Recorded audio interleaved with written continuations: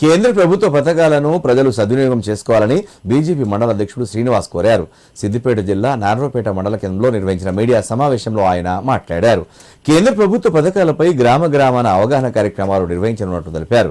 అలాగే వచ్చే MPTC, ZPTC ఎన్నికల్లో అన్ని సీట్లు కైవసం చేసుకునేందుకు పార్టీ శ్రేణులతో కలిసి ముందుకు సాగుతామని తెలిపారు. మండలంలోని గ్రామాన బీజేపీ పార్టీని మరింత బలోపేతం చేస్తామన్నారు. కేంద్ర ప్రభుత్వ పథకాలు రైతులు సద్వినియోగం చేసుకోవాలి. ప్రతి గ్రామాన కేంద్ర ప్రభుత్వ పథకాలు వస్తున్నాయి కాబట్టి ఆ నిధులతోని గ్రామాలు అభివృద్ధి చేసుకుందాం.